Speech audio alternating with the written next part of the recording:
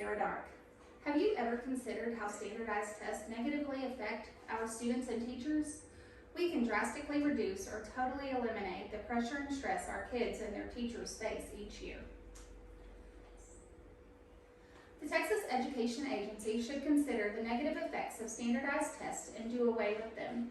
There are numerous studies and articles over this topic, and I've seen firsthand the difference in students at my school as well as in my own children when there are fewer tests than the previous year or when the test is canceled altogether, like it was in 2020 due to COVID. First, I would like to discuss the unnecessary stress these tests create on our teachers and students. Next, we will go over some of the reasons to take into consideration as to why the students may not score well. Last, we will talk about how these tests don't measure the amount of growth the students have had throughout their school year. The amount of unnecessary pressure to do well on these standardized tests is too much for the staff and students. In an article by Beth Lewis, she states, "Research shows that there is an incredible amount of pressure placed on teachers. This pressure often results in teacher burnout. Teachers often feel like they need to teach the test, which results in them having to take away from higher order thinking skills, which has been proven to have long-term benefits for students and is a much needed 21st century skill."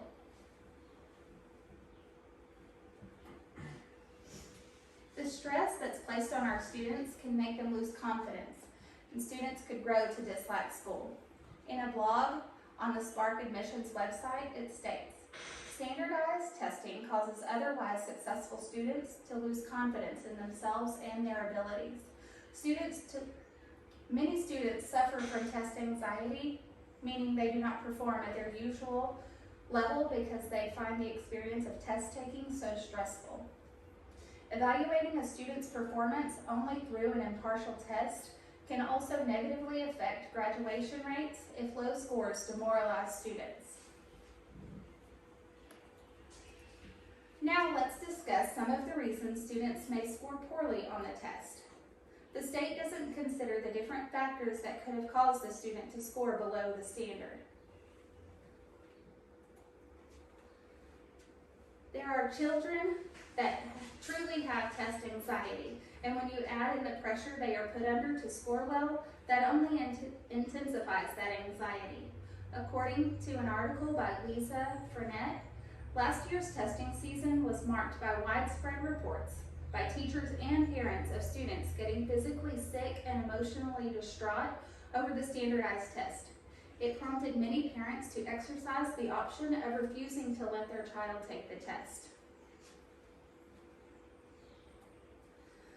Another reason for a student to perform below par is a troubled home life.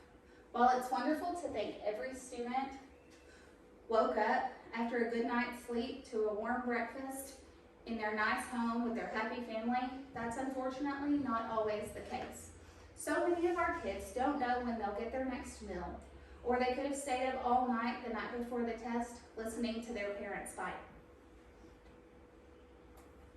Lastly, I would like to talk about how these standardized tests don't measure the student's growth throughout the course of the year.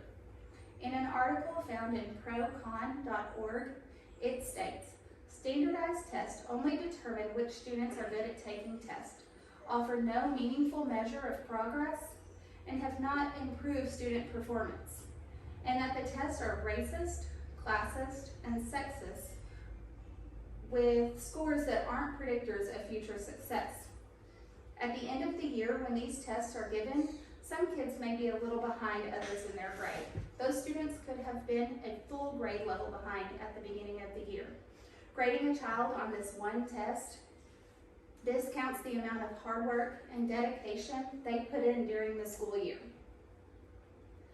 According to an article on humbleisd.net, it states, "Despite what reports in your local newspaper suggest, scores of standardized tests are not the same as student achievement. What's more, the scores don't provide very much useful information for evaluating a student's achievement, a teacher's competency, or the success of a particular school or program.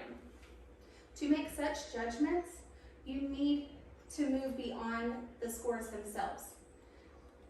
Make some inferences about what they might mean. Today, we discussed the unnecessary stress these tests create for our teachers and students. Next, we went over some of the reasons to consider as to why they may not score well. And lastly, we talked about how these tests don't measure the amount of work the students have had throughout their school year and how much growth they've earned. I feel strongly that the TEA should consider the negative effects of standardized testing and do away with it completely. Thank you.